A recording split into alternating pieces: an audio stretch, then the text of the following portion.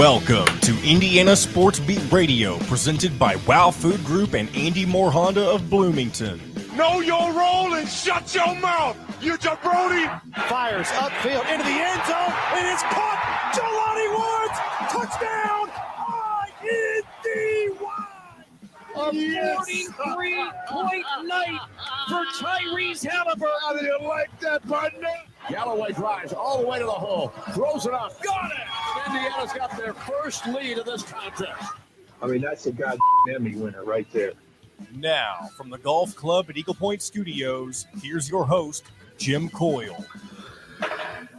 Hey, welcome aboard, everybody, to a happy Halloween edition of Indiana Sports Beat Radio here on this October 31st, Tuesday, Halloween.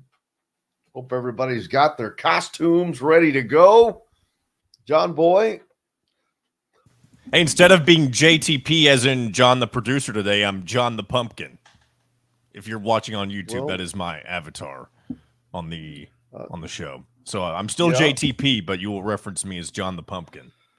And for those of you that are watching on YouTube, I'm doing my best to. That's right, yeah. And while he's fixing, I'll do my best to describe what's going on here. So, our one Jim Coyle this is going to be he's got a Colts football helmet on. He's got an Under Armour blue tracksuit. So he's going all in on the Colts aesthetic on this Halloween. Yeah, probably going to have a wardrobe change sooner rather than later than I thought. Maybe. Mainly because, for those of you on radio, I have on a Colt helmet that I have as a more of a decorative piece. It's a real helmet, an actual helmet, and it's signed by multiple former Colts, including it sounds Peyton like Manning. It's trying to choke you out a little bit. It's the front part of the chin strap is not adjusted correctly, and so that's about to go. There we go. There you go. Sounds a little better right there. The worst part is my earpiece is like not even in my ear. It's like close to it someplace, and it fell out, and I can hear you through that. And then I try to put it back in and like drop it in and just get it close. So there's that. But how's everybody doing? Appreciate everybody jumping on the Andy Moore Honda hotline. Don't forget it is rolling. It is. Don't forget Indiana Sports Beat Radio, powered by Andy Moore. Make sure you go to AndyMooreHonda.com to get more to your door. And the best in new and used vehicles. And this costume change is going to happen a lot faster than I anticipated because it's going to happen right now live. I cannot deal with it anymore. But you know what? You put forth the effort. But it was a good start. Old college try. How about that? So you got that going for you, which is nice. But, loosening the helmet sure helps. How about if I just act like I'm playing and just take it off in the chin strap. There you go. That helps a lot. Lot to talk about. Don't forget also the Wow Food Group was out at the Chop Shop last night for the first edition of Inside Indiana Basketball with Mike Woodson. Of course, Don Fisher there. Lots of folks out. Good to see. We've got to go through our college pick'em standings today. Man, it's tight at the top. Tight at the top. For those of you that are listening on radio, we appreciate you because that means you're listening on 97.7 ESPN, The Ref, down on the river in Evansville, our River Rats. Or 12:30 a.m., 104.7 FM, WJOB, the voice of the region. Appreciate everybody up there. Over in Fort Wayne, it's 1380, The Fan. Fort Wayne's only sports station. Make sure you stay tuned after Indiana Sports Beat Radio for Brett Rump Sports there. He'll be coming up next. And wow, it is good to loosen that chin strap. I'm not going to lie to you. But I wonder what year this helmet was from, because there's been so many changes in helmets made. But so there you go. We're going to do that for the start. It's not going to be long to get to see that, because this thing's about to come off. But plenty to talk about. College football playoff reveal. We'll have we'll hear from CJ Gunn and Anthony Walker, I believe was, and Mike Woodson. The Pacers get their first loss of the season last night at home to the Chicago Bulls.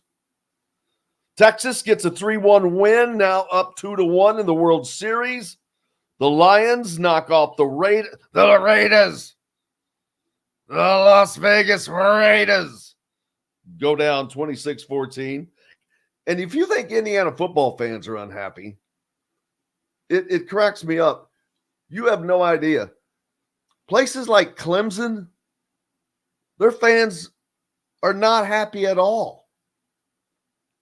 There was a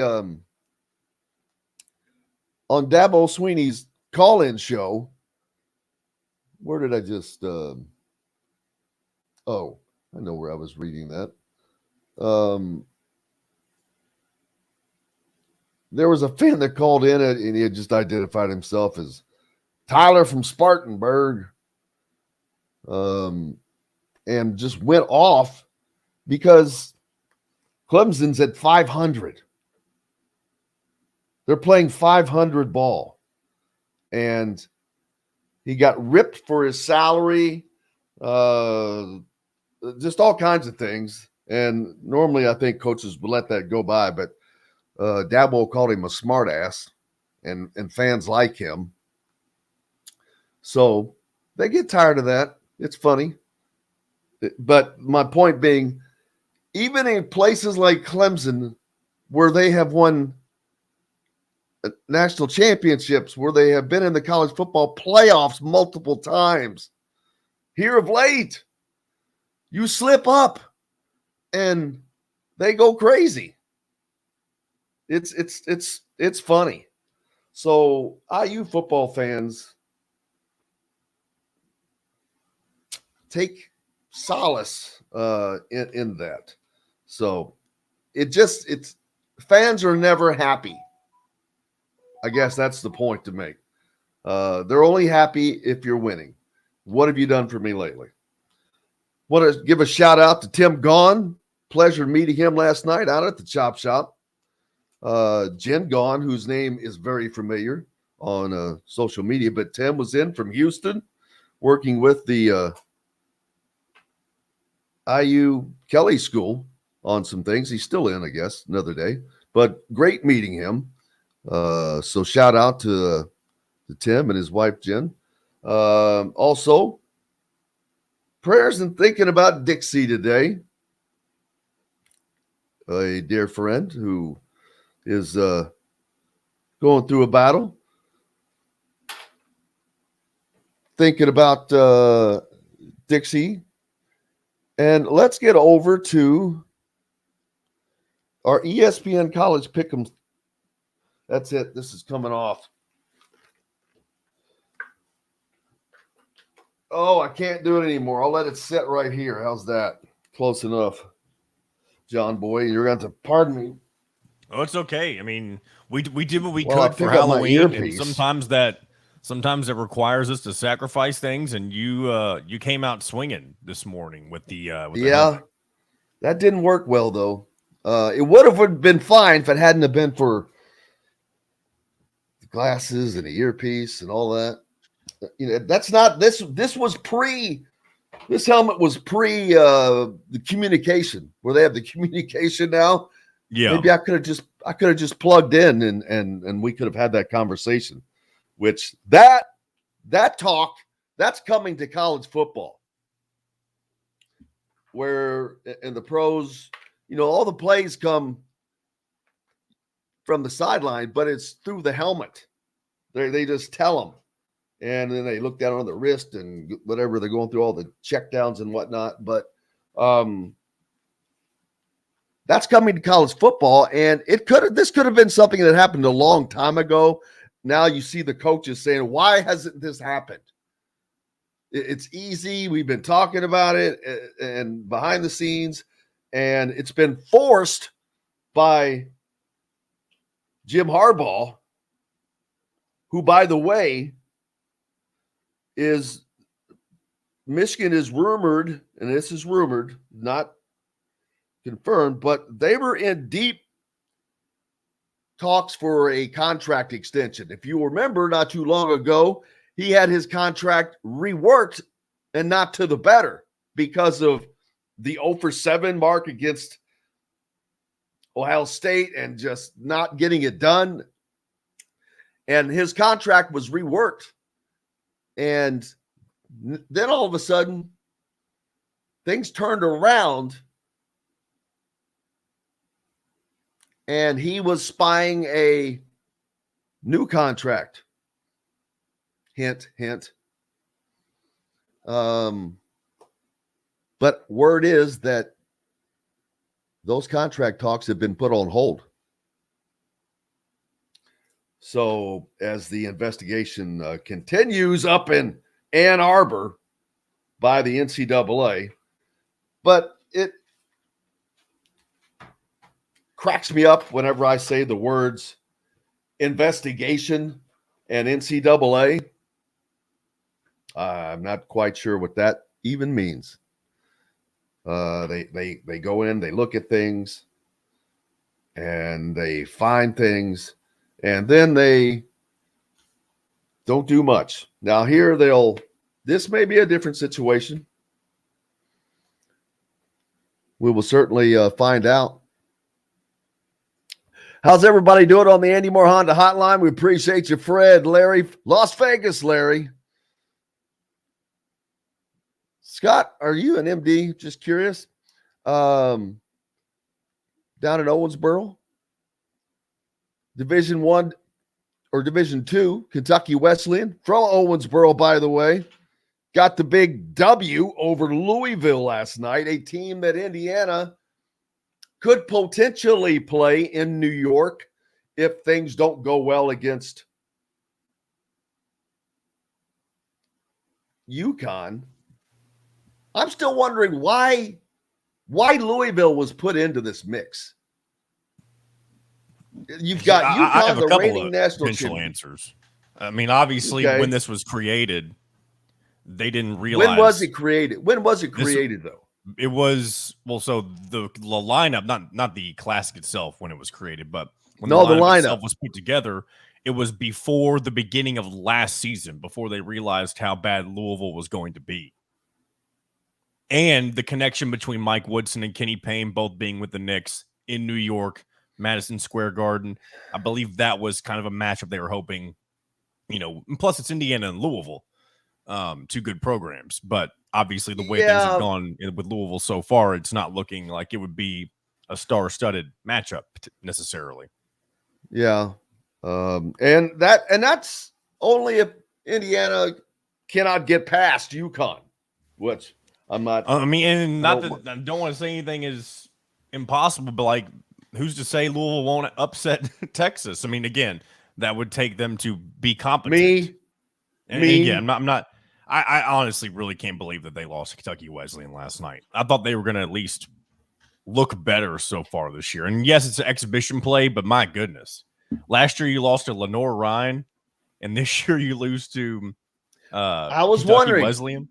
Oh my God, so back-to-back years with losses to Lenore Ryan, and what is Lenore? What are they? They're in Division NAIA? II. They're from no, they're Division II. They're from somewhere in Virginia, I believe. That's just crazy. I mean, it's super embarrassing. Then Louisville gets their first loss to Bellarmine last year, who had just moved up from Division II. It's hard to believe that a program can fall that far, that fast. It'll be interesting to see if they even. I mean, if it's the exact same type of season as last year, I mean, Kenny Payne might not make it to January 1st. It wouldn't surprise me if Louisville moves on that quickly if nothing looks better. Well, you certainly have to see something. It's that's can't in start the age 0-7 again. In the age of the transfer portal and all of that NIL. Yeah, it's not a good look. Did you say boo or break? Break. Well, man, I cannot believe every time how fast this segment goes. But we've got Mike DeCourcy coming up on the program today, as well as Chronic Hoosier. Plenty to talk about as well. We're back with all that and more right after this. We'll be right back to the Golf Club at Eagle Point Studios for more Indiana Sports Beat Radio with Jim Coyle, presented by Wow Food Group and Andy Moore Honda of Bloomington. In the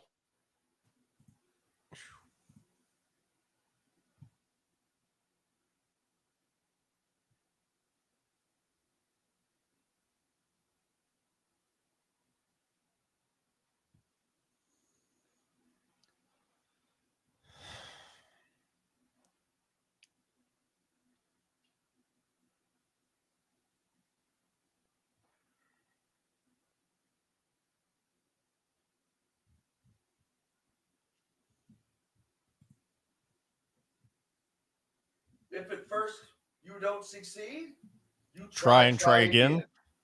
You damn Skippy. Hope you can't see me. No, I can't see him. All right.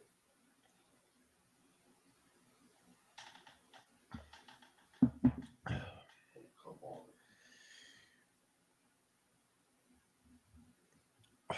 Hey, how come you asked what time when we record our podcast yesterday? Oh, because I'm looking at potentially doing something on Wednesday nights. Okay.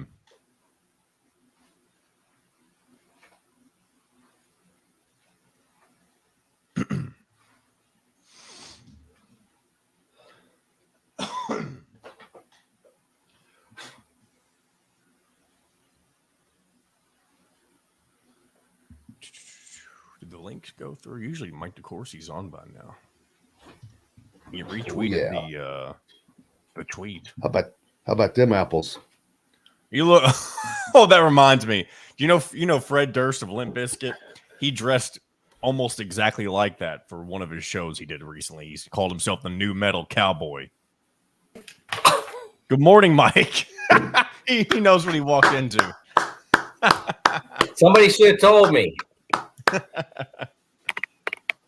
He was dressed up as a Colts player. This is after a costume change. The helmet just didn't work. If I'd have been warned, I don't know. The helmet just didn't work. I couldn't keep my glasses on. I couldn't keep my earpieces in.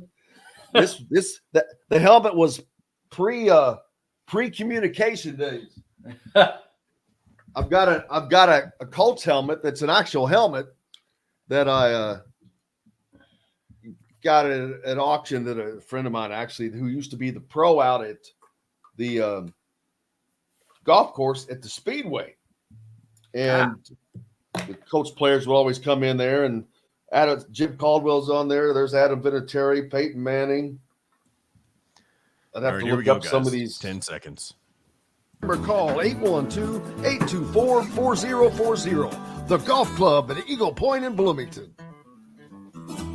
This segment is brought to you by RE/MAX Advanced Realty, Indy Home Pros team by Cheryl Sizemore. Now back to the Golf Club at Eagle Point Studios for more Indiana Sports Beat Radio with Jim Coyle, presented by Wow Food Group and Andy Moore Honda of Bloomington. Welcome back, Indiana Sports Beat Radio here on this Tuesday. Happy Halloween, October 31st, and he's not scary at all, but we welcome aboard Mike DeCourcy from the Sporting News, Big Ten Network. Your duties there are about you're about to start double duties, huh? A little bit, yeah. Probably not much BTN for me until January. We start Big Ten basketball and beyond in January. But I'm ready for anything they need me for. That's my man. He's put me in, coach. Put me in, baby. I'm right here. That reminds me back in high school football when even when I would start on one side of the ball or the other, but even when they were not on the side that I was starting on, you got to be right next to the coach. You just stand right next to the coach. Always stand next to the coach, because the first time they turn around and look for somebody and Coyle, get in there and go at something. So my 1 year of playing 8th grade football, I did that. Because mainly because I wanted the best view. That was the key. And so our the first game we ever had, our team started driving and we got down, I don't know, maybe 10-yard line, something like that. And he's going down so he can signal into plays and send in the messenger guard or whatever. And I'm still right by him. And he turns, he looks at me and he starts yelling at me to get back up the field, because like the 4th string offensive tackle doesn't need to be down there. He does, but I don't. Yep. That's sometimes you're the wrong place at the wrong time. Yeah. If he turns around and he sees me, I'm not the guy he's looking for. He's looking for somebody he's actually going to put in the game. See, that was the problem. Mike, we got a ton to talk about. The Rangers are up 2-1 in the World Series, of course, after a win last night. But the Raiders lose to the Lions. They were thrown to the Lions last night. College football playoff reveal Tonight? is coming tonight. I have my predictions for what it will be, just for the top 6 or so, which that's easy to do. But I'm also going to give my prediction for the final 4. Okay. Off the bat, I'll do that as well. So the Pacers got their first loss to the Bulls last night, but when the college football playoff reveal comes out tonight, there's no doubt that Georgia is going to be at the top. Whether doesn't matter about who they played and whatnot this year. They deserve it. They haven't been beaten since 1922, it looks like right now. They've won back-to-back national championships, they're the first team to do that in the AP era, I think. Is that, or the modern era, something? Alabama did not, or the college football playoff era. Oh, definitely, yeah, in the college football playoff, yes. Definitely not in the AP era. There have been. No. That goes way back. Yeah. It's in the college football playoff era. Gotcha. And, they stand a chance to win 3 in a row, which, as they have not looked dominant by any stretch of the imagination, but they keep winning. Here's the good news, Jim. Here's the good news. In this crappy playoff format for one more year, they only have to win 2. Remember, we still. And that's part of it. That's part of it, because we see all the time Oklahoma, throw them out there for an example. Penn State was this close to getting beat by a team that they would have never lived down in Indiana, giving them a great game. Right. But yeah, when the more you have to play, the harder it is, because probably going against completely different types of offenses, which you have to prepare for and be ready for. So I cannot wait. And of all years, golly, do I wish this was the year we had 12 teams, because hell, there's 3 from the Pac-12 I'd like to see in there. Yes. But we will not. 3? Wait. Time out. 3? Well, there was, but Oregon State took care of that last weekend. Okay. And Utah also took care of that last weekend.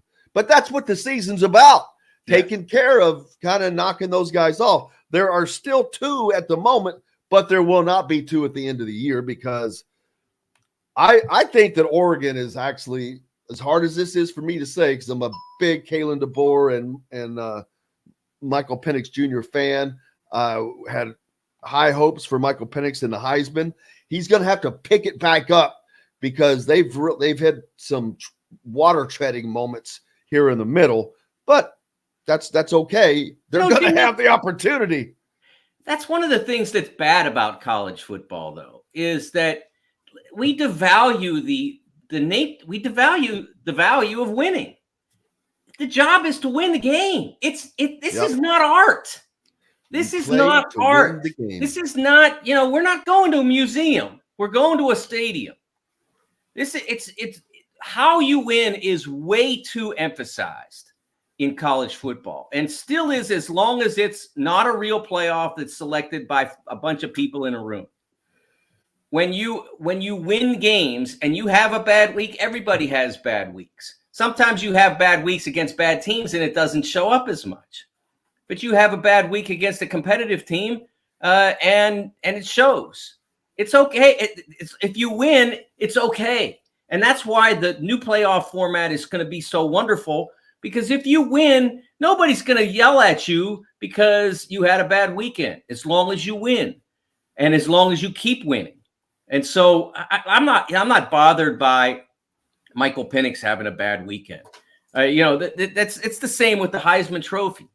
The Heisman Trophy is no longer about who's the best player. It's not even about who's the best quarterback. It's about who doesn't have a bad week. Yes, it's who's on the best team.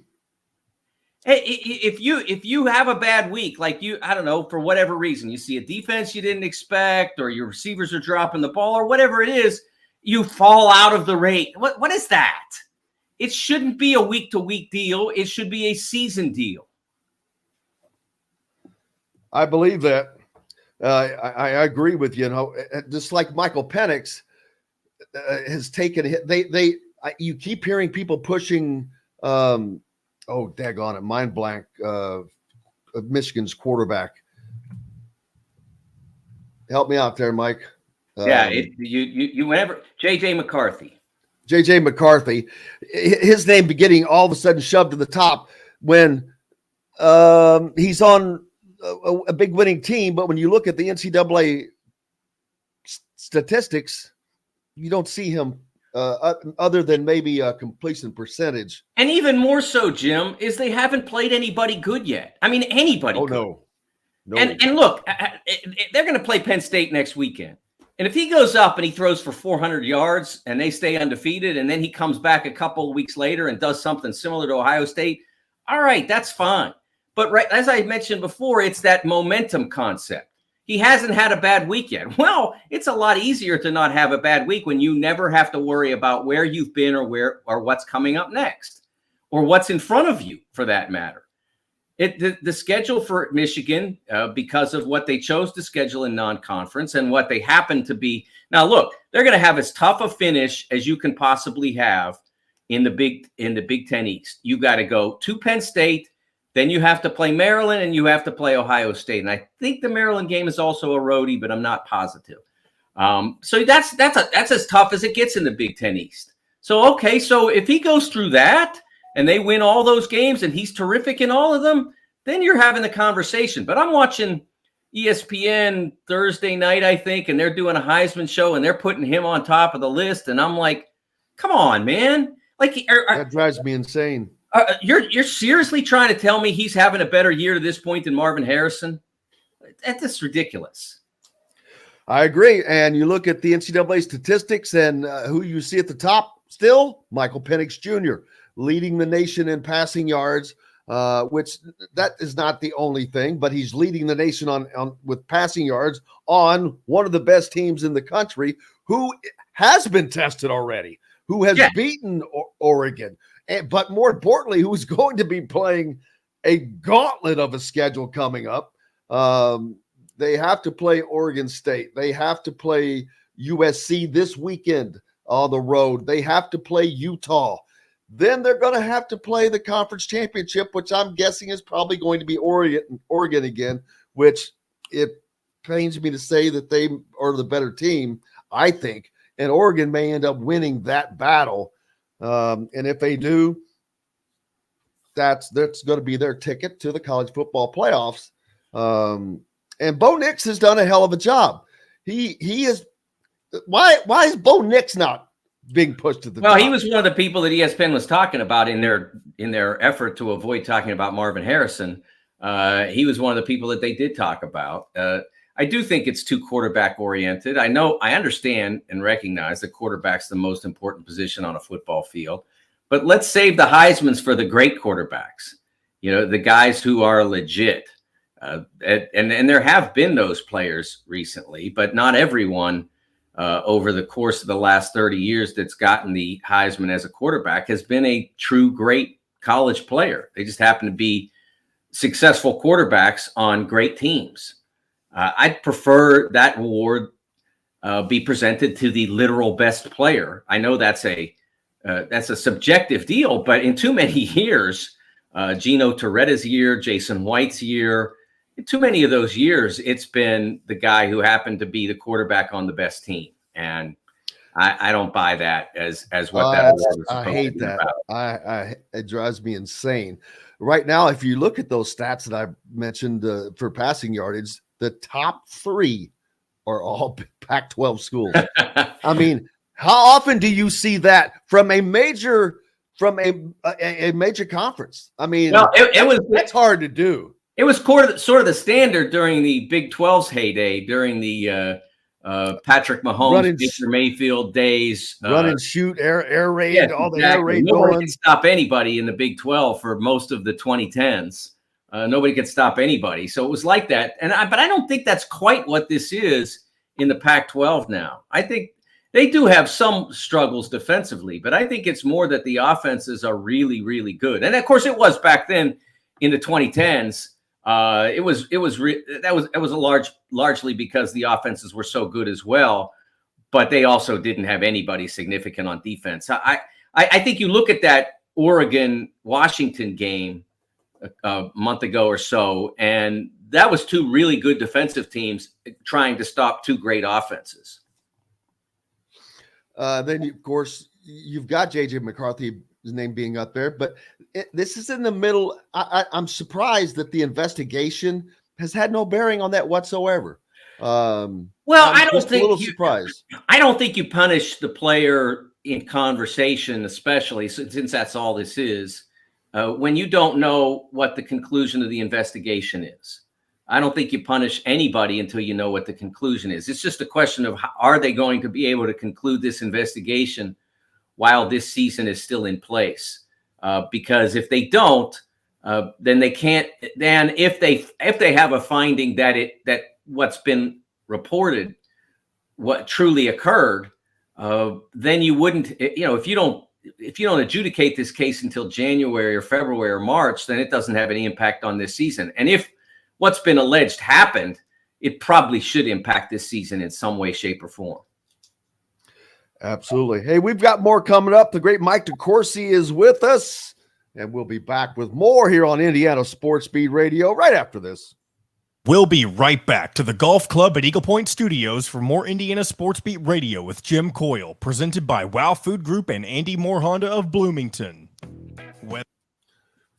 Trace Jackson Davis got a block on Cody Zeller last night. I just saw. he had a double-double in his first start. Yeah, or he made his first appearance. Excuse me. Pretty amazing. Double-double. And I read last night that it's only happened a handful of times in the history of the game, and everybody else that did it was like a starter, and he did it in 13 minutes. I was yelling at people that guy was going to be a legit pro. I was doing it right here. Here. I was trying to tell people. I'm not saying so much to learn yet. No. Trust me. I know that you never are. And he's got so much to learn yet. So that's what makes it so impressive. But he also knows a lot. He gave Woody a lot of credit for how they were coached the last couple of years. He said it really translated well to playing for the Warriors. I don't know how 50 some teams passed him. I get the first 20 or 25, maybe 30, but I don't know how 15 more, 20 more passed him in the second round. I mean, the guy's going to be a good pro. He's going to be a useful NBA player for a long time, as long as he stays healthy. Yeah, and I can't say he's never been injured much. He had the little back issue. I always like when I say somebody's going to be great for a while or good for a while, I just always throw that caveat in because injury changes everything. Injury changed Greg Oden's life, Sam Bowie. Yeah, absolutely. No doubt. Bill Walton still made the Hall of Fame and still won an NBA title though, or maybe 2. Limping through. I was working for CBS. This was back in, again, my early. I was doing whatever I could, media wise, and I was doing a lot of work with CBS as just a putz, one of those back for NCAA broadcasts for Major League Baseball, but got the opportunity to be a putz while during the NCAA tournament. He was one of their announcers, and I was, doing stuff. Hey, he needed this, blah, blah. But he had just had his ankles fused at that time, which meant, his feet do not move, people. They don't move this way anymore. It's just when he walks, it's kind of like that. But that has to be, I know you would get used to it, but that has to be weird. Not your foot not moving, but I'm sure it felt better than what it did before. So there's that. All right, here we go, guys. 10 seconds. You're making the right choice with Garnish Catering. Visit garnishcatering.com. That's garnishcatering.com. Garnish Catering is a proud partner of Wow Food Group. This segment is brought to you by The Ugly Grouper. Now back to the Golf Club at Eagle Point Studios for more Indiana Sports Beat Radio with Jim Coyle, presented by Wow Food Group and Andy Moore Honda of Bloomington. Welcome back to the Golf Club at Eagle Point Studios on this happy Halloween, October 31st on a Tuesday. Trick or treat, and we've got a treat. Mike DeCourcy with us. Man, I don't even need a writer, people. This is gold. It's gold. Do I need to go grab some Hershey bars so that I can make what you just said true? Is that what? Do I need to do that? Yeah, that Reese's, please. I got those too. Yes. Hey, what are you doing? Oh, is that for giving out tonight? Yes. I want to make sure this wasn't your own stash. No. I used the little Reese's cups. One, I like the taste of the little ones better. Two, I eat less. So that's those. Yeah, those are just delicious. Indiana basketball, their first taste of action this past Sunday. They took on the University of Indianapolis, who in the first half gave Indiana all they wanted, mainly because Indiana was just pitter-pattering around. They looked kind of like they were just out playing a little pickup game. And Indy came to play from the moment. Every time Indiana would go to the rim for a layup or whatever, they were there. And if they didn't get to block, they fouled them, but it didn't matter. They were aggressively going to the rim defensively. And I think that Mike Woodson made obviously an adjustment at halftime, and that team comes out and it's like, oh, hello. The defense had been turned up to a 9. It went from like a 3 to a 9, and Indy could not breathe. Whether it was Gabe Cupps personally forcing a 10-second call in the backcourt simply by his own defense, or the whole team. I mean, Kellel Ware had 2 points in the first half. 1 bucket is all they were allowed him to score. 12 in the second half, including from outside, hitting the 2 3-point shots, which is the kind of things a team like Indiana, if you get that going, to me, that'll cause problems with teams like Purdue. What's Purdue going to do with a 7'2" guy that's out on the perimeter shooting? Who's going to go guard him? Is it going to be Zach Edey? And if you take Zach Edey out of that's what I'm saying. They're never going to take him away from the paint. So they're just going to give people are just going to give that up. If that could be consistent, that would be dangerous. But it's interesting to see all the parts that they have. They certainly seem to be much deeper this year with the second unit. Gabe Cupps, an improved CJ Gunn, Anthony Walker, a great added piece, athleticism, what they needed. So it's just, you can see a difference in this team as far as the depth. First unit, you got to let them grow a little bit. You don't have Trace Jackson Davis. You don't have Jalen Hood-Schifino.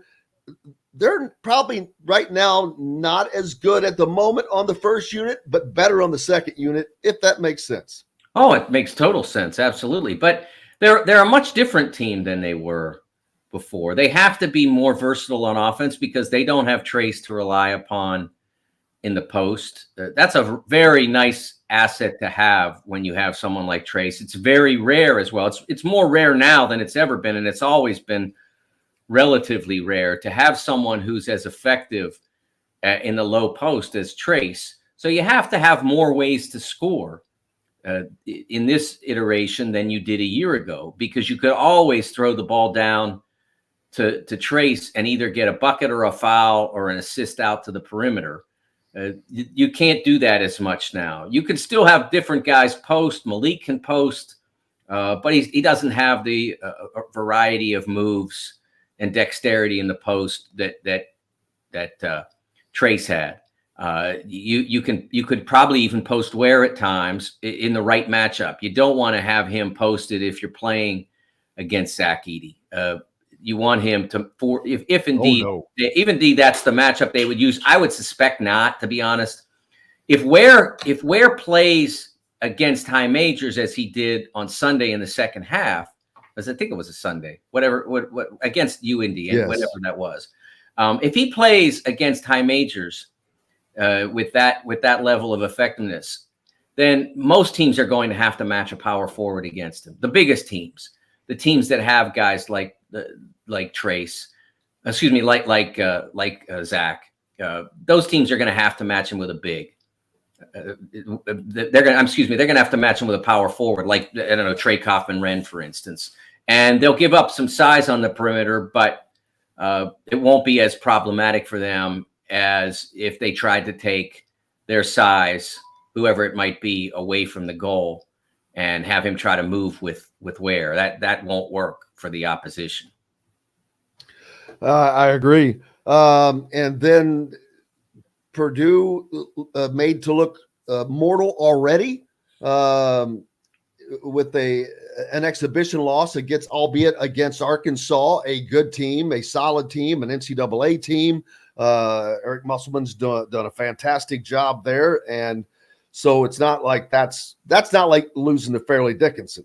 So it's a different, but what we have to remember about these exhibitions, that especially the high level exhibitions, is that everybody wants to win, but nobody's playing to win. That's the reality. I mean, when I say that, I mean the coaches. The coaches aren't playing to win; they're playing to get better. That's why coaching. Yeah, they're trying things. They want to see what works. They want to see what doesn't. They're not coaching to win the game because the game doesn't count. So the more important thing is, a bunch of money got raised for charity. I love these games. It's one of my favorite things that college basketball has done with the NCAA, Jim, is these exhibitions. I think they're tremendous for the game. Some of them have been televised. All of them have been well attended. Charity money has been raised. In the case of Illinois, not far from here, they raised a bunch of money for Maui, which is great. Other charities have benefited from these games, and the game benefits, the sport benefits, because it gets people excited about a sport that usually wanders in a little bit meekly and will next week for the most part. There'll be a couple of good games, but for the most part, what we're going to see as the season opens is teams trying to get their feet on the ground. They're trying to get ready to play. And the Champions Classic and some of the Gavitt games will come a week later, and it'll start to get heat up a little bit. But these exhibitions give people a chance to watch their team play another really good team, to play hard, to get an idea. Hey, can we be good? Well, we played with that team, win or lose. We played with them, so we're going to be all right. Michigan State and Purdue lost those games. Kansas is #1 team in the country according to the polls. They went to Illinois and lost. So I think those games are really valuable for everybody, and I think more teams should play them. As long as that's an availability, I think everybody should be getting in on this because, again, you're raising money for charity. You're giving your TV partners a little bit of product if they want it, and you're getting a great look at what you can and can't do, and be ready to play when the games count. Yeah, last night I was at the Chop Shop Market and Restaurant and Table, home of Inside Indiana Basketball with Mike Woodson, and Don Fisher asked him that very question. It came up the Arkansas Purdue game, the Kansas game, and he was asking, is Indiana looking at doing something similar to this in the future? And he says, absolutely, yes. It would be great to get somebody like Duke in here. And it was like, wow, yes. Can you imagine that? Because that gives you the freedom, the absolute freedom to schedule whomever you want, big time wise, with it, with no worries as to what it does to you, right? As far as the standings, all that, and you can, and not only that, you're probably going to learn way much more playing a Duke or whomever, a high level team, than you are against a Division II team. Yeah. I mean, all I got out of the Indiana game with UIndy was they came out in the first half like they were going to an exhibition game to display them, their uniforms and whatnot, because UIndy came to play and they actually came to win. Yeah. But then the second half, Indiana simply imposed their will and just shut UIndy down. They and there's a defense. value to that, Jim, and it goes as no further back than Purdue versus Fairleigh Dickinson. I mean, I'm not saying that FDU and UIndy are the same, but it's the same notion that you're playing somebody inferior to you in talent. You have to be able to rise to the occasion to say, no, this is not a game. Don't get, and it's a lot easier to do when it's an exhibition game than it is when, if you lose, you're done and you're embarrassed. But it's still the same concept. I think it has that value, the exhibition against a D2. And obviously it's good for the D2 to get that exposure. And it's also good for just getting your young players, especially the freshmen.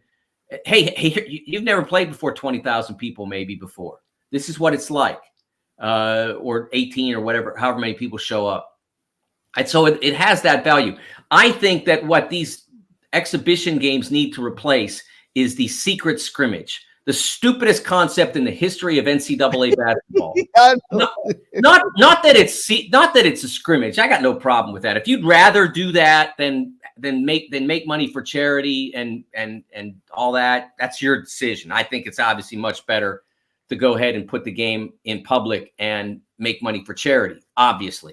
But keeping out the media is, and again, if the two coaches don't want the media in there, I don't think it's smart, but it's your call. But the NCAA, through an interpretation of a rule, keeping out the media it remains one of the most ridiculous decisions they've ever made, and they have quite a track record, as you know. Plus, the complete story always comes out.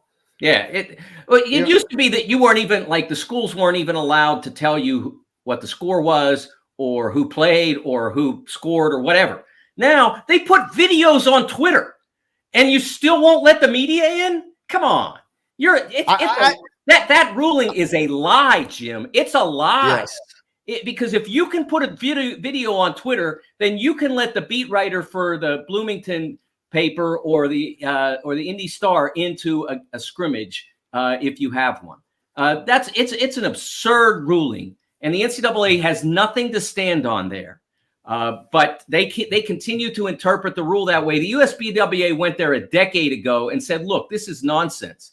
You should not be in the business of dictating media policy to your members, but they do. And again, it's not in the rule. The rule doesn't say no media. The rule says no publicity. Well, they're publicizing it now, because I'm telling you, Pitt had one of these scrimmages a week ago, and they put a video on Twitter of the highlights of the scrimmage. So who's publicizing it? Not us. Nope, and it just cracks me up, like I said, because the information comes out, or they do it themselves, like you're mentioning on their own channels. It's ridiculous, because you've wasted an opportunity for fans. You've wasted an opportunity for merchandise sales. You've wasted an opportunity for the people who make money at those venues. And most importantly, you've missed an opportunity to raise money for charity, to do something positive. All those good things way outweigh any of those itty bitty insecurity negatives to me.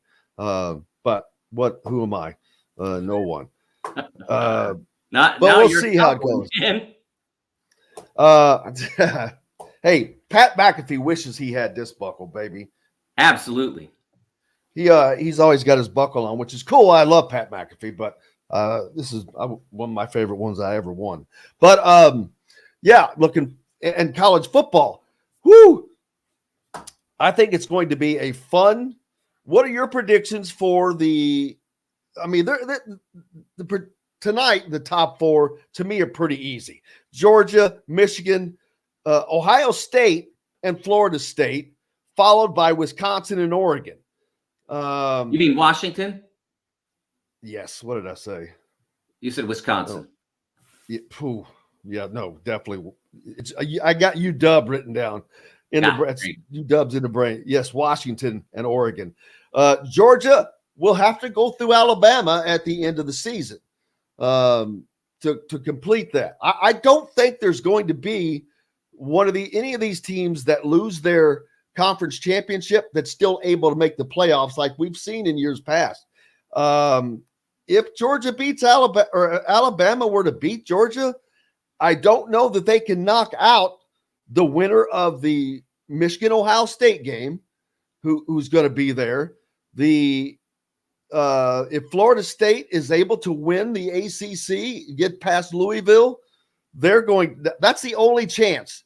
I do not see Louisville getting in, even if they win the ACC. Could be wrong, but that's the only team that I see that may get pushed out, and that could this SEC bias come up. But the Washington-Oregon, if Washington can get to the Pac-12 championship game, I think they're going to end up facing Oregon again, and Oregon should have won that game that they already played, and Oregon just looks good. Gee whiz. So Oregon, Florida State's got to get past Louisville, Georgia and Alabama, and then I think Ohio State may get Michigan this year. But that's a well. Don't forget. Although they won't have to face the evening whiteout because it's a big noon game on Fox. The Wolverines still have to go to Penn State. And look, Michigan has. Mike, did you see the Indiana Penn State game? I understand that, but I think that Penn State had a letdown after losing to Ohio State. The disappointment that goes with that. They know their season now rests on beating Michigan. So I don't think their attention was where it needed to be throughout the day. That defense is not a defense that ordinarily would give up nearly 30 to Indiana. I just don't think it was their day. As I said, remember, everybody's going to have a bad day. You just can't lose when you have it, and they managed not to. They came closer than comfortable, but they managed not to. I think that game on November 11th will be a big one. I think that's a really important game. I don't just assume Michigan's going to go up into Happy Valley and win that game. Obviously, Penn State will have to play significantly better than they played against Ohio State to win that game. But don't forget, Penn State was right there. I mean, there was one touchdown called back. there were some plays that they had that they could have made different decisions on. So I still think that's a game you have to circle and still have to be really pumped about watching, because it's going to have a lot to say about where this season goes. Absolutely. What's up next for you, Mike? Gosh, getting ready for Thursday, we will release our preseason All-America team, and then we will release our preseason top Am I on it? 5. Am I on it? Jim, you're out of eligibility, man. Damn it. I'll keep trying. Hey, make sure you're following Mike DeCourcy at the Sporting News for complete coverage of all sports. It's free. And, of course, make sure come this January, we'll remind you on the BTN. Mike, cannot thank you enough. Happy trick-or-treating, my friend. Happy trails to you, Jim. Thank you, sir. I appreciate you. Mike DeCourcy here on Indiana Sports Beat Radio. More coming up in hour 2. Back with that right after this. We'll be right back to the Golf Club at Eagle Point Studios for more Indiana Sports Beat Radio with Jim Coyle, presented by Wow Food Group and Andy Moore Honda of Bloomington. In the market? Oh, yeah.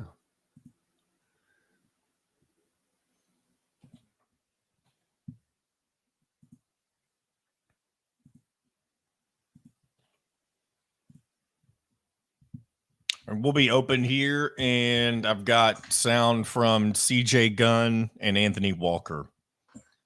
If you want to use it here, you don't have to, but I do have it. Did you just grab that first 2 like yes. suggested? The first Perfect. 2 from the yes, because that's CJ's talking about his performance. Walker's talking about the halftime adjustments and stuff. That's perfect. Just run it clean through. Well, I have them separately on there, so I could still play them back to back, but it may sound. Man, I wish we could somehow figure out how to pull sound off of the damn radio show, the coach's show. What do you mean? Oh, I've never listened to it, so I don't really know how I would. I don't know how. Because last night that comment that he made when Don asked him about that would be great to have. I mean, if they live stream it on Facebook or anything, they do. Well, there is a way to do that, but we'll do that some other time. At least I think there's in my head there's a way to do it. I'll have to make sure that it works.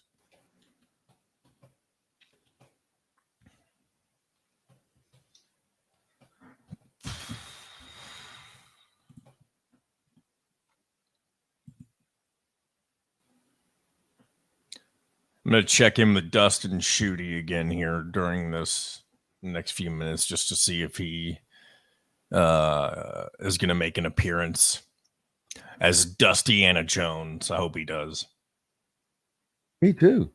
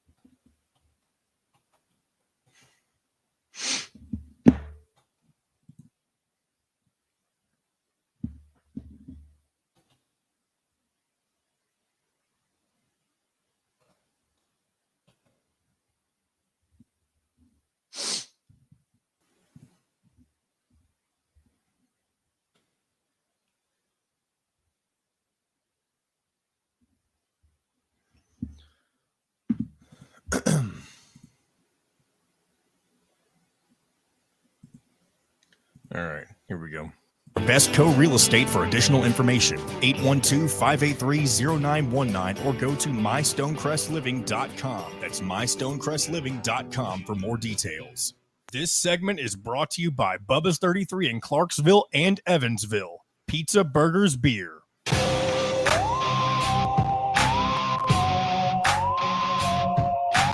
Now back to the Golf Club at Eagle Point Studios for more Indiana Sports Beat Radio with Jim Coyle, presented by Wow Food Group and Andy Moore Honda of Bloomington. Welcome back, everybody. It is Halloween here at the Golf Club at Eagle Point Studios. Thanks a lot for being with us on this October 31st, Tuesday. Just finished up with Mike DeCourcy. Very fun conversation, of course. Jim Harbaugh denying that Michigan has rescinded a contract extension offer with the current investigation going on. Not exactly the first time he's been investigated.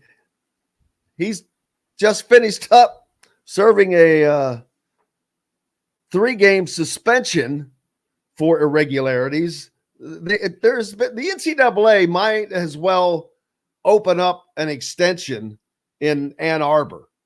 They spend more time there than anywhere, which is not surprising. And it coincides, if you happen to notice, this current investigation coincides, the timeline of this investigation coincides with the rise of Michigan. Didn't beat Ohio State for 7 straight years. Now they've got them 2 in a row. Guess when all of this stuff goes back to? Just happens to cover that era. Someone asked Harbaugh if that had happened. And his response was, I wouldn't say that's accurate. No. But see, to me, that's not saying, no, they did not. No, not at all. He just said, I wouldn't say that's accurate. That's one of those ways that you can say no and then come back and say, well, that was not quite accurate because whatever. Who cares? Number 2, Michigan, who is 8-0, returns from an idle week this Saturday with a home game against Purdue, who, man, that could be a slaughter. Nothing bad against Purdue, but they just got hammered by Nebraska. Things are not going well in West Lafayette on the football side of things. The air raid not coming about at the moment. But we've seen it takes time with coaching changes, whether you have the right one or not. What do you think that Indiana is going to do? Indiana right now is in a before we do that, I guess I'll forget. So we had the opportunity to talk to CJ Gunn and Anthony Walker after Indiana's exhibition win over UND the other night, and I asked CJ Gunn. He got a lot more minutes. He's a year older. Asked him about how it felt being out there, and then Anthony Walker talking about the adjustments they made in the second half, obviously, for this game. Here's what they had to say. Man, it was just, it's a blessing to be back out there on that court. We've been beating up on each other all summer, so finally just to go against another team and to showcase what we can do as a team out there, man, it was a great time. Had a lot of fun.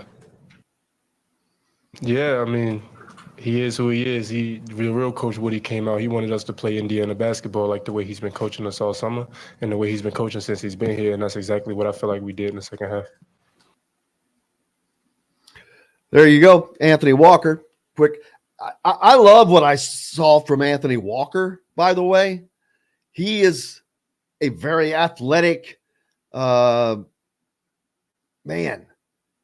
That's going to be great coming off the bench. Indiana's bench is so much.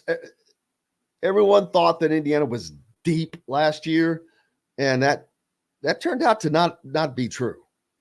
I do not believe that is not the case this year. They are deep.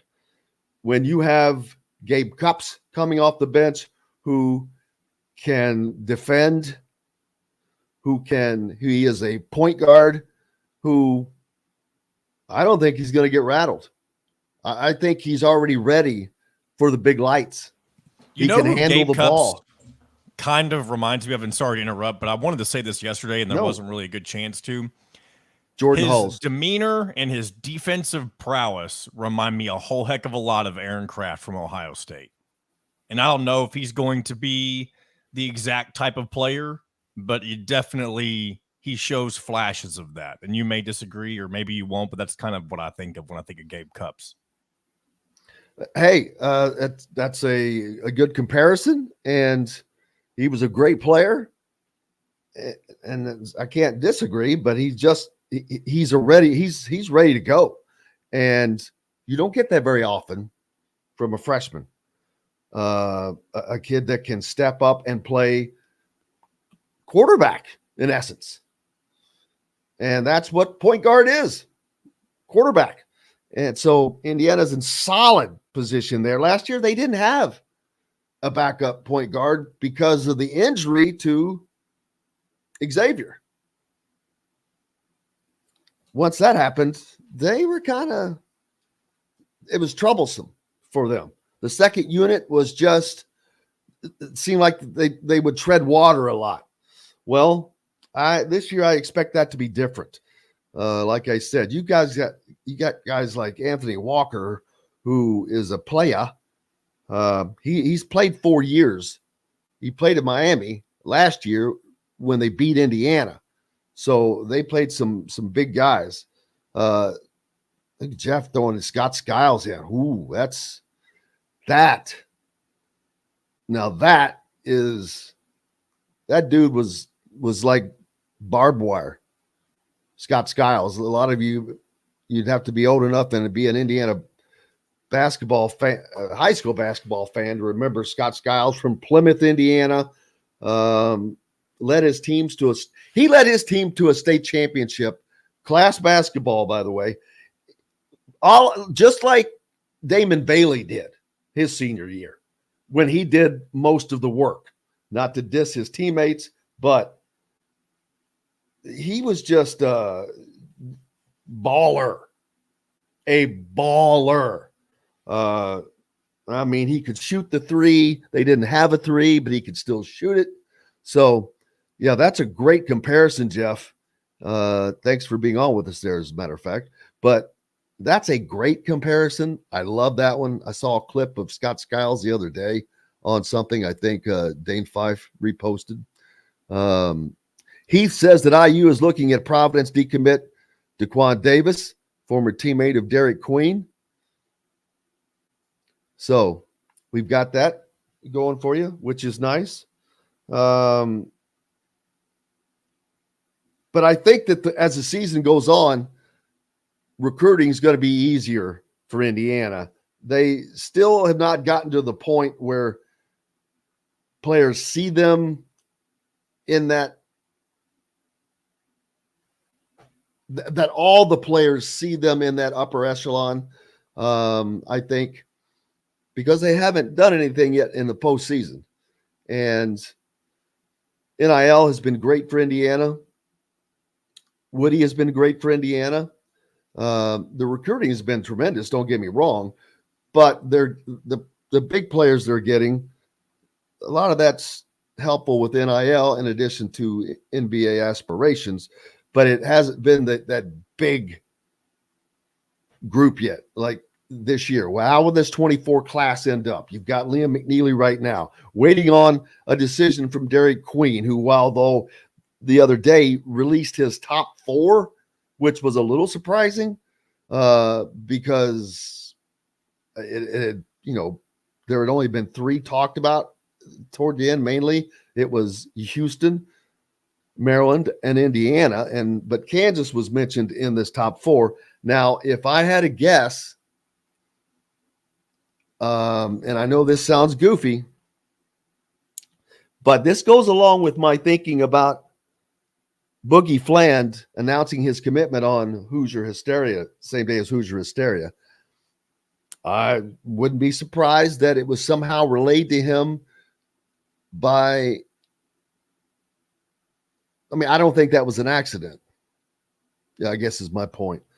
I also don't think that it's an accident. If Derek Queen were to pick Indiana, I don't think it would be an accident that he relisted Kansas on his Final Four, because that would, if they could land Queen, give Indiana 3 recruiting wins over Kansas in 2 seasons. It's just something you hang on the wall or put that feather in your cap. Just little things like that with that. Royville Ballers says he disagreed with Mike that Painter was playing that scrimmage to win. Even Purdue fans acknowledge that. I think so too.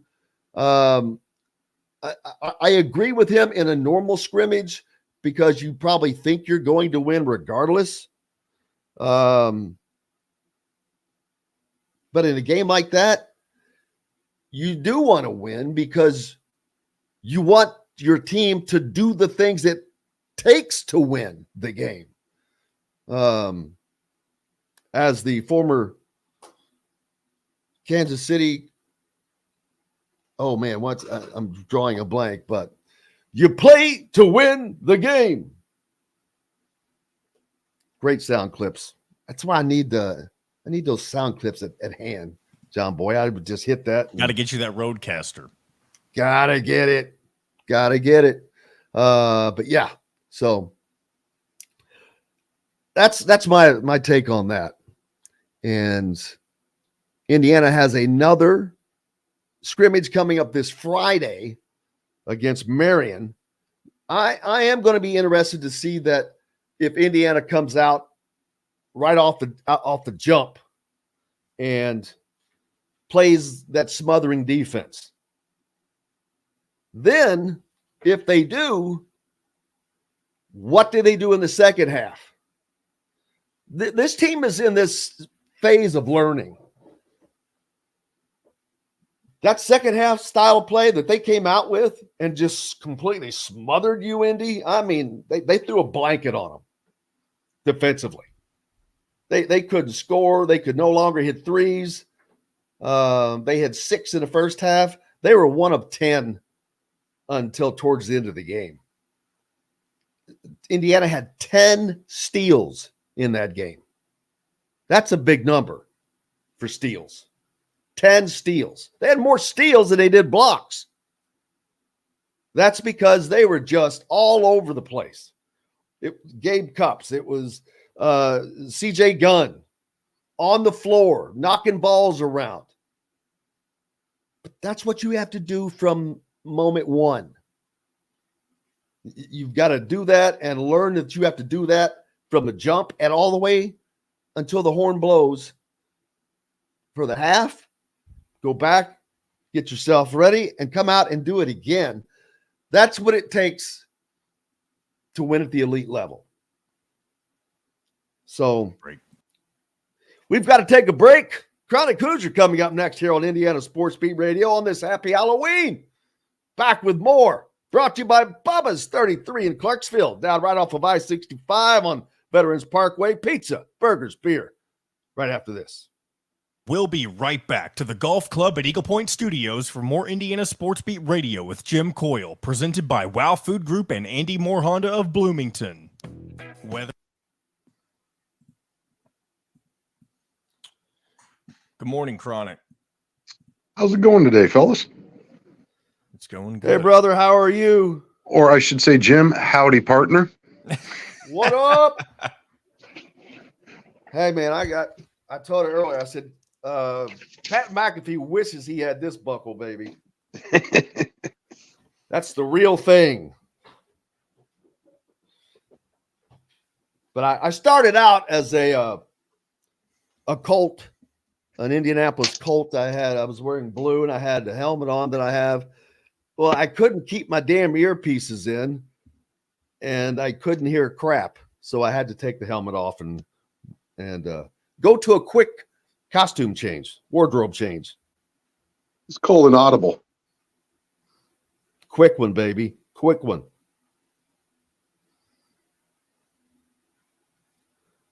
How are you doing? I'm doing well.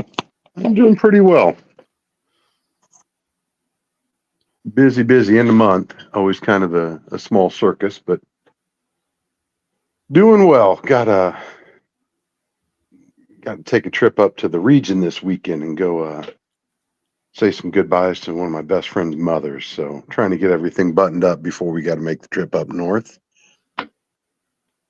Not all that broke up about missing the football game. Although, who knows? Maybe I'm going to miss the big upset of the year. You know what? If they could play like they did last week without the coaching screw-ups, they would have a shot. But you've got the same coaches in there making the same decisions at critical times, which to me, and I'll continue this on the show, but that's the mark of and I love Tom. Again, I'll say it 1,000 times. Love him. I hope that he ends up with just a position of some sort at IU, but I would assume he'll try to continue going coaching. But that's the mark of the era. There's too many instances. I can't think back further than the. Well, you have a new name for it now. They are CATs. Those are crimes against the team. I love that. You know, Monroe County has been in a pretty heated debate about building a new jail facility. I think we need to throw all these plans out the window, because if we're now making these things crimes, we're going to need a bigger jail.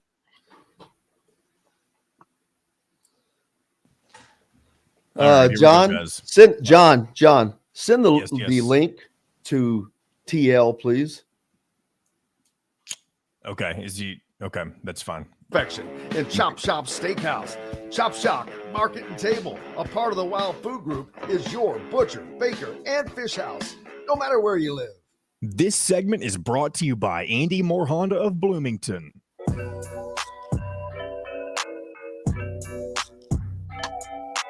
Now back to the Golf Club at Eagle Point Studios for more Indiana Sports Beat Radio with Jim Coyle, presented by Wow Food Group and Andy Moore Honda of Bloomington.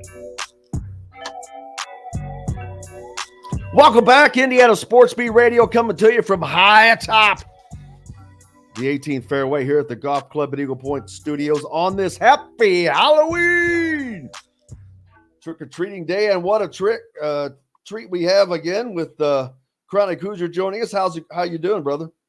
Don't be so sure it's not a trick. Yeah. Well, you can be tricky. That's for sure. That's because you carry a lot of knowledge. Last week, Indiana football almost shocked the college football world. They had all of us on the edge of our seat for 3.5 quarters until they just Indiana'd themselves there at the end, getting a pick with an opportunity to take the lead in the game, and they are just outside of the red zone, and the coaching staff acknowledges that they, with a first down at like the 21, just ran 3 plays up the middle, gaining 4 yards to set up for a game-tying field goal instead of taking a couple of shots at actually scoring and taking the lead on the road against a team you were a 30-point underdog to. That was just continues. To me, that is the essence of this era. The decision-making at those critical times. I go back to the Jacksonville bowl game against Tennessee, not being prepared for the onside kick. The following year, not being prepared for that bowl game. There's been a ton of times where, like the Louisville game, and like, what the hell? So all of that falls on Tom Allen's head, in my opinion. Yeah, it's difficult to watch, especially after the Hoosiers came out and just showed a level of explosiveness offensively that we've really not seen. Certainly not with that consistency, which was, a sight for sore eyes, to be honest. But then to go ahead and see them in that position and just default to the head scratching, whatever the opposite of explosiveness is. And it's real easy to fixate on that particular drive and the consequences that followed from that. But you look at the first half, Indiana had a chance, playing with the lead for much of the first half. They've got an opportunity with, I think it was 2 minutes left, to go drive and retake the lead before halftime. And, quick interception. Now you're going to the half down. It just, the culmination of all the things that make Indiana, it just tough to watch because you get a sense that, I've seen seasons like this before, all too many of them, to be frank. Indiana has a chance to compete and really, pull off a big upset. And it's like Lucy in the football and all the cliches that follow from there. It just is. And it wouldn't be, a meme or a cliche if it wasn't so rooted in truth that everybody can connect to. And just really unfortunate. Feel bad for the guys because they certainly had a chance to get a big and honestly a much, much, much needed win.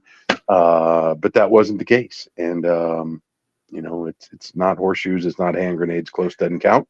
And here we are. And we'll see if they can't, hopefully, take some encouragement into this Wisconsin game, because I know a lot of fans are kind of throwing their hands up in the air, frustration. I get it. Been there, lived it my whole life. Bowl eligibility is still in the cards, believe it or not, at least for one more week. And, for whatever has happened inside that locker room and in those position group meetings that was able to bring out, the level of football that we saw last Saturday.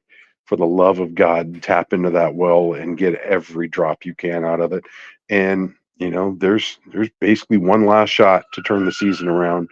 When it comes to that baseline bowl eligibility that I think most of us kind of set as the benchmark for a successful or an unsuccessful season, at the very least, leave it all on the field, lay it all out there, see if you can't make a pivot here against Wisconsin, because the games get exponentially more winnable thereafter. You've got Illinois, you've got Michigan State, and you've got Purdue. And if there's three teams in the Big Ten that Indiana should be able to compete with this year, you would think it would be those three. I think most people did not think they were going to stand a chance at Penn State. I think the line was somewhere around 30 at kickoff. So certainly overperformed expectations. Show me that you can stick with that now. And let's see if you can't parlay this into a remarkable save to the season here at the close. Yeah, it was a shocker. I mean, and part of this, and I hate beating this dead horse, but is having a set, solid starting quarterback and the right one. And I thought it was Brendan Sorsby from the start this year, and he did not get. They wasted 6 weeks of him not getting all those snaps, of not getting that in-game experience. And you have to wonder, had that been the case, where would Indiana be right now? The hell, they could have seriously upset Penn State had that been the case. He performed fine, but he still, you could tell for early on, was getting his sea legs. And then, man, Wisconsin has to have a little concern coming to Bloomington, and I would not have said that a week ago. I promise you. Well, I was talking with a friend, and circling back to the comments. I can't remember who the player was, or is a coach, somebody. Indiana got clowned pretty hard by the Wolverines. There was a comment, basically they treated it like practice, like a scrimmage almost. They didn't take Indiana very seriously. And you heard that from a player, and I think another coach had talked about his concern for the triple option, basically saying I think they spent maybe 5 minutes on it, if that. but the likelihood of Indiana getting overlooked by some of the top tier competition in the league, that's probably out the window at this point now. Games like Penn State, you get the sense that Wisconsin's probably going to have their team pretty locked in when they're going over film, avoiding that pothole, if you will, in the schedule, because they've got a lot to play for still yet too. So I perhaps that ship has sailed that you can sneak one in. But it's, we've got 2 home games left this year. There's probably still going to be some leaves on the trees for those that are out. I think the weather's going to be about as nice on Saturday as it will all week here as our corner of the wood starts to turn a little bit frosty. So if you're going to get a crowd behind this team one last chance this year, it'd be a great opportunity to, like I said, still salvage the season and make something out of this, and find yourselves eligible for a bowl. Because I'm not gonna lie, I didn't think soccer stood a snowball's chance in hell either at hoisting a trophy, and here we are after a really, really rough start by IU soccer standards, the Big Ten co-champs. So testament to the perseverance and the belief in that squad, and still being able to go out and accomplish the first of 3 goals. They start off every year saying they're going to win the conference tournament, or they're going to win the conference championship, they're going to win the conference tournament, they're going to win a national title. That's just what they play for. That's why you come to IU. And in face of all the struggles they had, they found a way to make it happen. And that's still in the cards for Indiana here.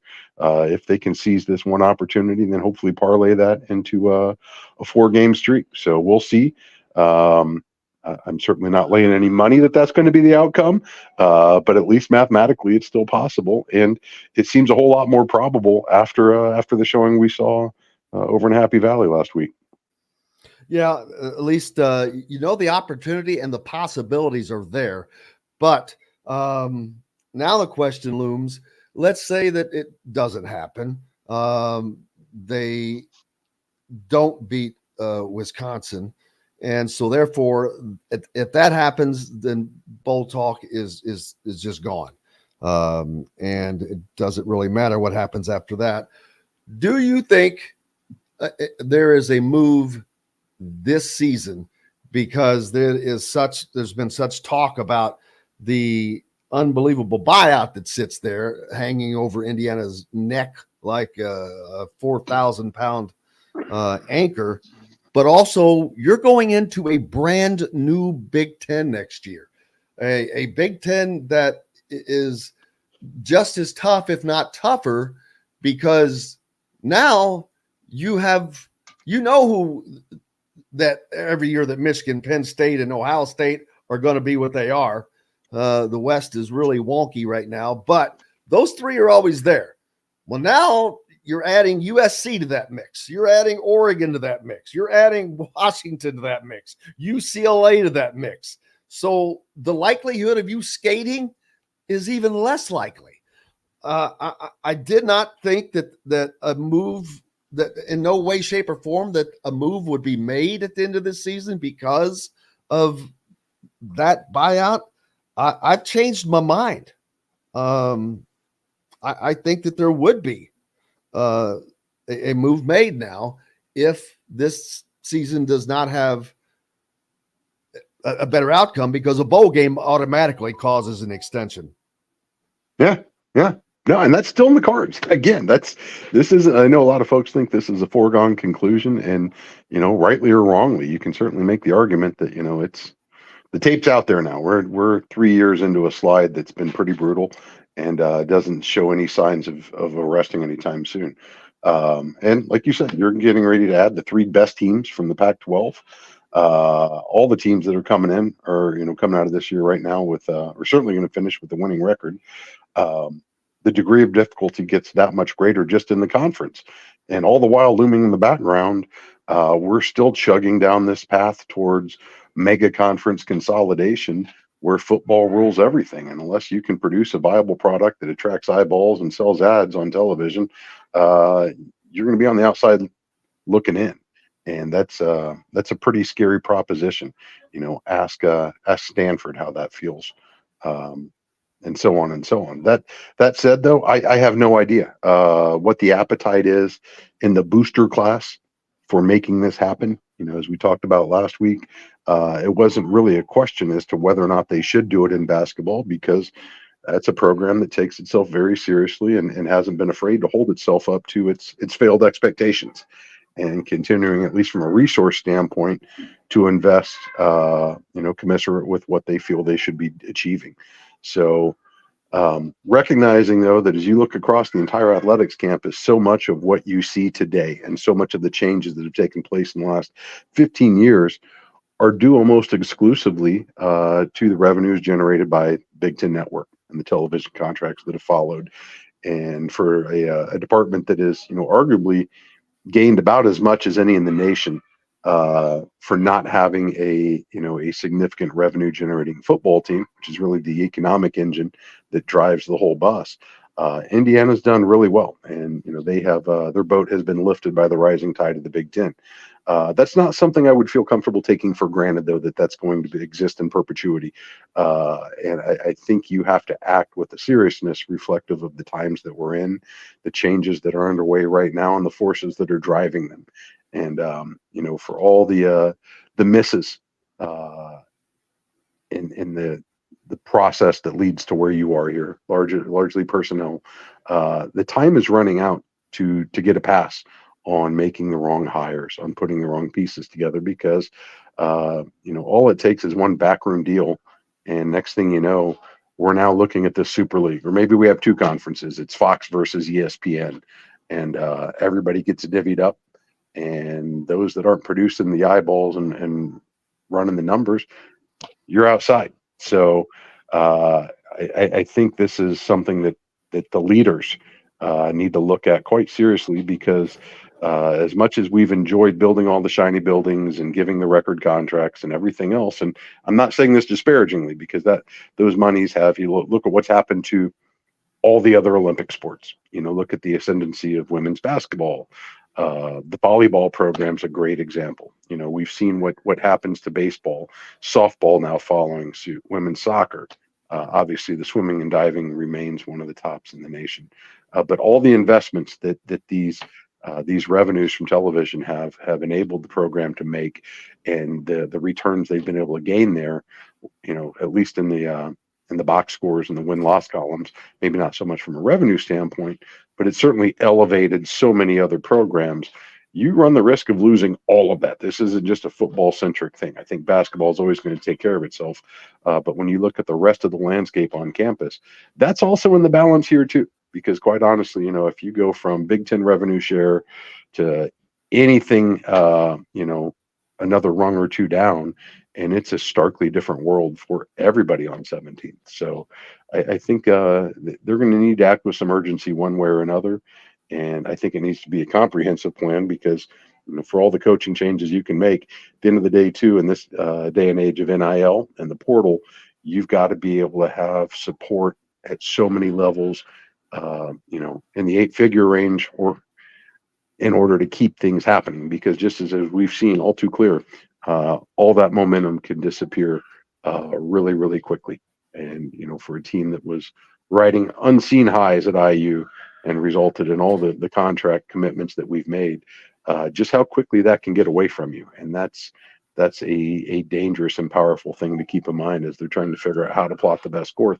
Because as we're debating 20 million versus 10 or 8 or 12 or any of that, we're really talking about hundreds of $1 million over a relatively short life cycle here in this day and age of college athletics. So I think having the pragmatism to recognize what's going on, what's causing it, and how you can influence the course forward, it's certainly a critical juncture for the leadership as they try to sort out these next moves. Yeah, it's a lot, but it, like you said, this is positioning yourself in the right place. And if you don't do this while college athletics are going through all of these changes, then you're going to leave yourself on the way out. Chronic, I cannot thank you enough, brother. As always, appreciate you. Happy Halloween. Are you going trick-or-treating tonight?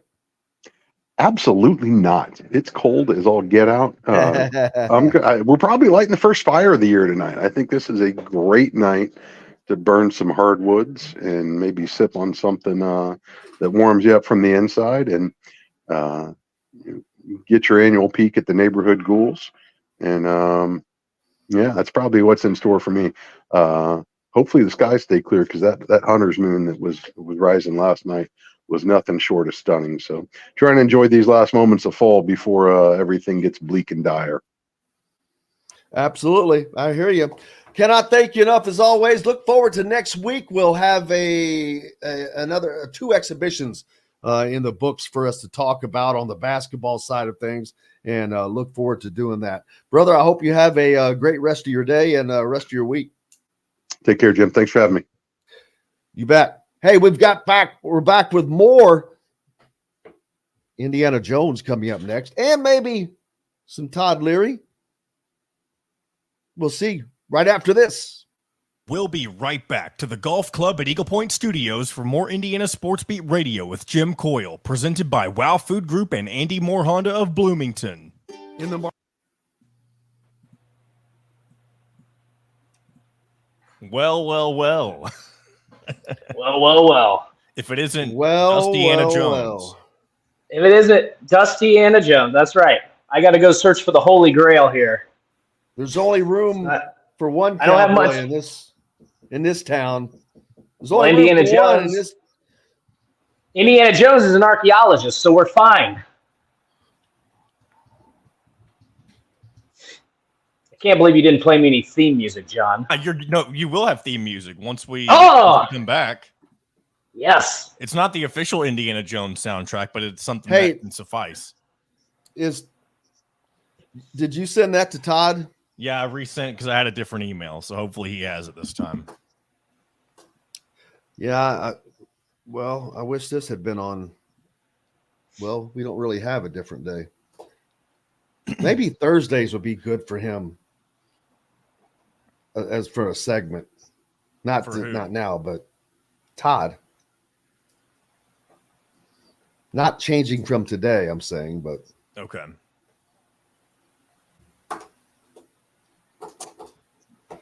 Oh, what's up, bro? Not much. I only got a little bit of time. Yeah, this will be good. So, Jim, he's not going to stay for the full segment, so you all could just have your fun for a few minutes and then bring Todd in if you want. I'm ready whenever.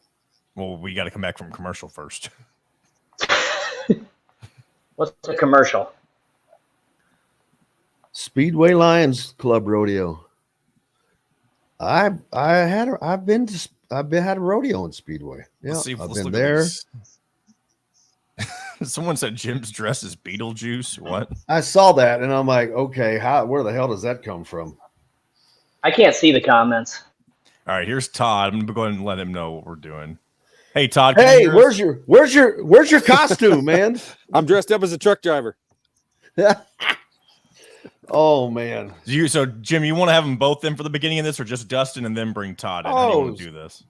No, leave Todd in so he can make fun of us in the way that we need to be made fun of. Perfect. I like it. I like the theme. Well, yeah, this was not planned.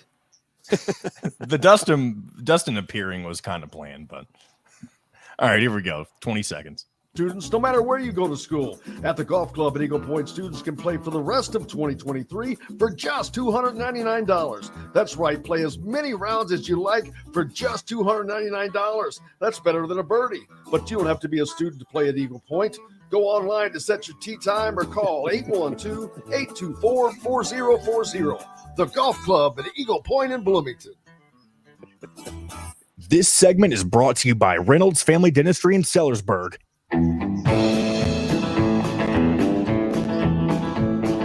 Now back to the Golf Club at Eagle Point Studios for more Indiana Sports Beat Radio with Jim Coyle, presented by Wow Food Group and Andy Moore Honda of Bloomington. Oh, a great, perfect intro music is joined now by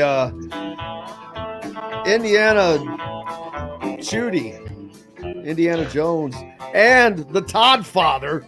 That's two different eras of you want to talk about class. So what's up there, Mr. Indiana Shooty? Not much. I thought I'd take a break from searching for the Holy Grail to join the show and grace the state that I'm named after with my presence. Well, we found the Holy Grail. It's on your screen below you there, the Todd Father, but he's in parts unknown, so that's why you have to continue the hunt. He keeps moving. Yeah, good luck finding me. It's like a chase scene from the Indiana Jones movies. We just got to try to keep finding Todd. We'll just keep chasing him down. Where I feel completely inadequate not being dressed in costume. Oh, trust me, the inadequacy falls the other way. Yeah. That I assure you. Hey, I appreciate the theme. I like it, guys. Well, I started out as a Colt player. I had the helmet on. I was wearing that would get uncomfortable for 3 hours. It was only going to last a segment because I remember from my playing days, we had to wear the helmets only for like 2 weeks to get your neck used to it because your neck would hurt like hell from starting to wear the helmet. And I was like, yeah, I'm not going to have that thing on long, but I couldn't wear it because it kept knocking my earpieces out and I couldn't hear anything. So that didn't work. Yeah, but you didn't think that through. No, not at all. Which is par for the course. Indiana Jones there. What's your story? What are you up doing today? I just told you, man, I got to go out. I got to find things that belong in a museum. I got to bullwhip some, some bad guys. Full day for Indiana Jones. There are no days off.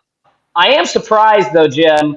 The one costume I thought you'd go with is Chad Powers. You couldn't find a fake mustache. You got the mug and the T-shirt. John mentioned that yesterday, and that's going to have to be next year because I do love that. Todd, you're familiar with Chad Powers, I assume? Yeah, was that the Eli Manning thing last year? Yeah, Eli Manning. Yeah, that was awesome. That was awesome. Oh my God, I loved it. It was great. His comments that they kept throwing in there were my Fast mom Chad. was my coach. Fast Chad. Fast Think Chad. Fast, run fast. Think fast, run fast. I love that. I did too. It is the greatest. Well, we don't want to keep you long, Indiana Jones, because I know you fall further behind, but hopefully we'll see you on Thursday, right? I'll be back on Thursday. Maybe as Indiana Jones, maybe as another alter ego. We'll see. We'll look forward to it. Thank you, brother. Have a good one. See you, buddy. Now the Todd Father with us. We'll get serious somewhat.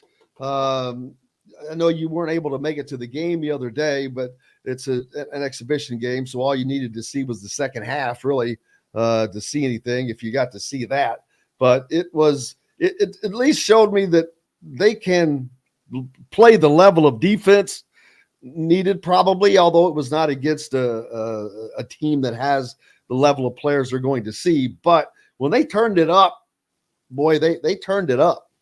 Yeah, I mean, it's one of those scenarios that I wish fans ahead of time could write down on a piece of paper and say, what do I expect out of this very first scrimmage where, the band's playing and the lights are on and the timeouts are called and everything is it's a screenplay for the way games are going to go. And you get to act it out and you get to do everything exactly the way it's going to be. And it's the first time for a lot of these guys in Assembly Hall. Now, I know some of them transferred from other schools, but it's the first time they've had an opportunity to go through this the way it's going to play out in a game. And so I wish fans and everyone could really sit back and write down what they expect out of it. And then when it isn't pretty in the first half, you're not freaking out about it because, it's almost like that Dr. Pepper commercial where the people watch the first play of the game and then they set everything on fire and say the season's over. That's kind of the way the first half was, where it seemed like everyone on Twitter was like, yep, it's over. Next, what's 2025 got for us? Because it was just frustrating a little bit because I didn't expect a lot out of that. I remember what those are like. They're not pretty, no matter how good the players are. If it had been flawless and pretty, I would almost be a little bit nervous because, I think the good thing is we would have all written down, hey, we want the second half to look better than the first half. That's exactly what happened. We wanted them to start to look more comfortable together. We wanted them to start to look like they're gaining some cohesion and playing together. And I think that's all of what happened. So I think we got exactly out of the scrimmage of what we would have wanted, but it sure didn't seem that way if you just followed it on Twitter from a fan's perspective. Yeah. The first half was just, they were just out there not doing much at all. Yeah. And it was probably worrisome for fans because I'll tell you, just from watching it, you're like, what the hell are they doing? Because there was no cohesion. There was no offense being run really. It just looked like that they were kind of throwing the ball around, and they knew that they were playing a Division II team, so it's not like they were in there getting up and they were fired up, ready to go. Now they came out in the second half that way, but that probably had to do with Woody sticking a fire poker up their arse to play that level of defense. But that's also, you have to learn to play at that level for sure for both halves from start to finish. I'm sure when you were a freshman, the speed of the game is so different, and you cannot emulate that until you are in it. Yeah. And one thing that I do want to say in the difference in level of basketball between Division II and Division I over the years has gotten a lot closer. So, I mean, it's not like a lot of those guys couldn't play Division I somewhere. That's truly not a thing. I mean, they probably could, just things need to go their way. They need to get a little bit better in some different areas. But I mean, it isn't like playing a Division II teams like playing a high school team. Okay. I mean, they're still quality players that have a good system, that understand, that have all practiced together. So that part of it is one thing. But from Indiana's perspective, I mean, the game itself is totally different. I don't care how much you practiced. That's why I think last year, Indiana being able to travel early and play those games in the summertime was a huge benefit to that team. I think this team they'll get better. Each half we get to see them play, and that's a good thing. That's a great thing. I mean, you've got some freshmen that are going to be, huge. And yes, I don't care how big of AAU level or high school level they played. It's going to be a different speed, and the size of the court's different, and everything is different from what these guys are used to in high school. And so, all of it should continue to get better. And that is what happened in the game. So I think we should come out of it feeling pretty good.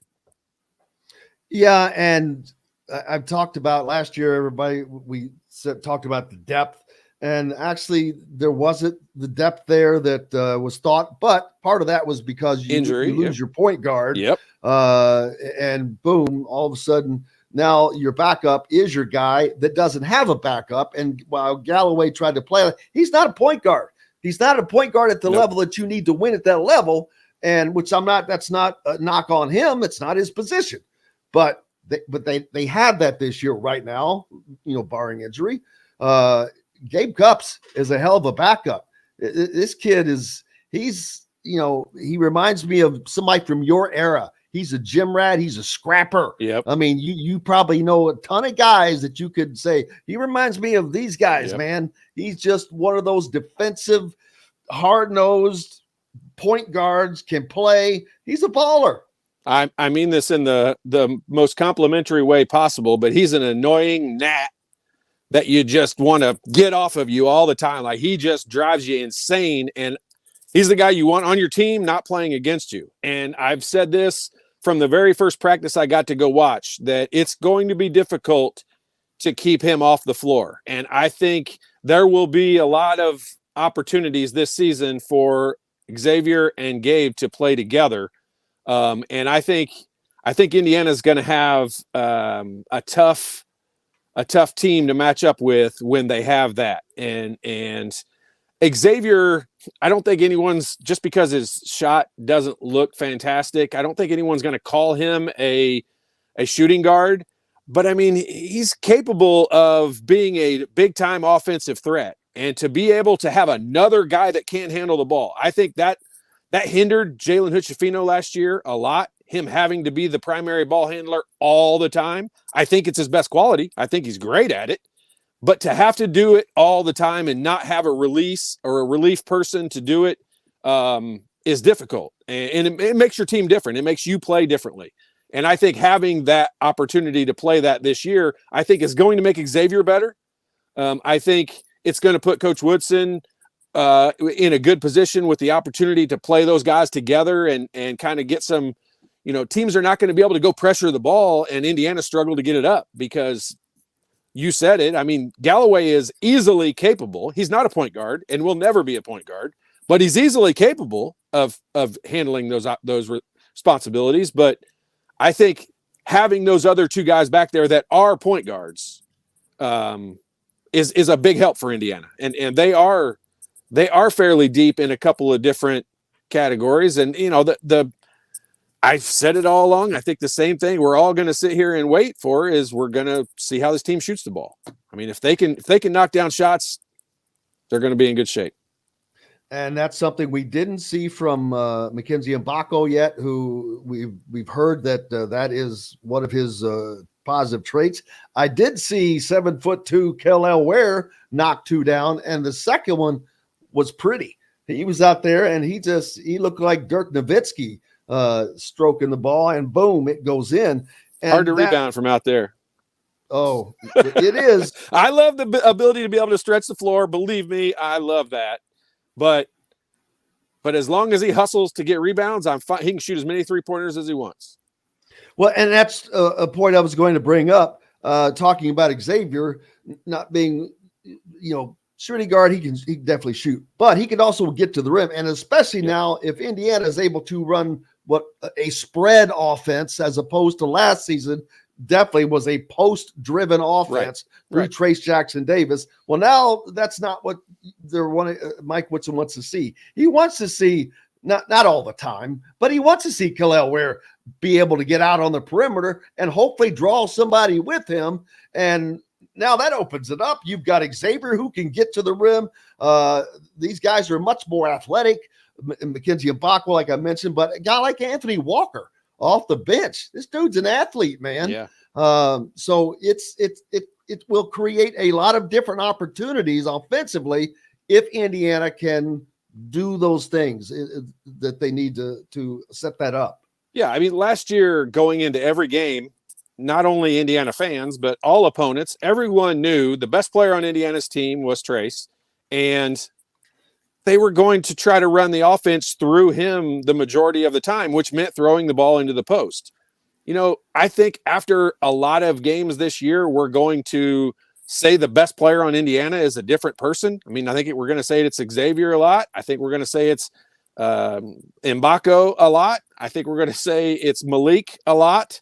I mean, I will put myself out on a limb and say this, and this is aggressive if you know what I think of this particular player.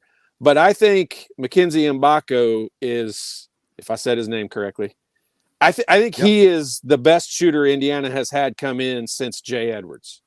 And I mean it. Yeah, he's that good. His stroke is that pure. And holy crap. If the speed of the game can get it to slow down a little bit to where, he's playing like a sophomore or a junior, he's going to surprise, maybe not surprise, he's going to produce what people think he should produce. And he is that good of a shooter. His stroke is legit. It's as pure as anyone I've seen since Jay Edwards. And that is of the highest compliment. That's the highest compliment I can give for a shooter. Jay Edwards was just a freak ice in his veins shooter too. It didn't matter if it was the first 2 minutes of the game or the last 2 seconds of a game. He was the same. And Todd was a hell of a shooter. He played with Pat Graham. He played with Calbert Chaney. So I can't believe. Wow, that is unbelievable. Well, I mean, I that's coming off of seeing him practice twice and him not shooting very well in the first exhibition game. But I'm telling you, his stroke is pure, and if they can get him open looks, which he's got to get himself open looks, but if they can get him open looks, he's going to produce what people wanted him to produce for Indiana. Now, you can't be the only shooter. He's got to be a guy that, other guys have got to step up and help and make shots also, but he can be that guy for Indiana that just stands out there and knocks it down. Todd Leary, man, giving some great assessment. Look forward to hearing a lot more of it. Brother, I cannot thank you enough. Happy Halloween. Happy trick-or-treating tonight. Thank you. Look forward to it. I see you. You're going. If you fill that thing up with candy, I'm coming. I'm going to have a lot. Yeah, we'll do a guess the number of pieces that we've got in here by the end of the day. Thank you, brother. Appreciate you so much. Have a great rest of your day. Appreciate it. See you guys. Todd Leary joining us here on Indiana Sports Beat Radio. Greatly appreciate him stopping by. Also greatly appreciate Dustin Schutte making a quick appearance. Chronic Hoosier as well. Mike DeCourcy, as always. John, the producer, for keeping us between the white lines. Most importantly, thanks to you guys. Without you, we have no reason to be here, and we greatly appreciate you. We're back tomorrow to do it again. Of course, on the show, we will have Dylan Sin, Kyle Nedrip, and the Hall of Famer Rick Bozich. Until tomorrow, I'm Jim Coyle. I will see you on the radio. Thanks for listening to Indiana Sports Beat Radio. Be sure to subscribe to our YouTube page for more clips and team coverage of Indiana basketball, football, and more. You can also find full episodes and tons of other content on thehoosier.com. We'll see you next time for another edition of Indiana Sports Beat Radio.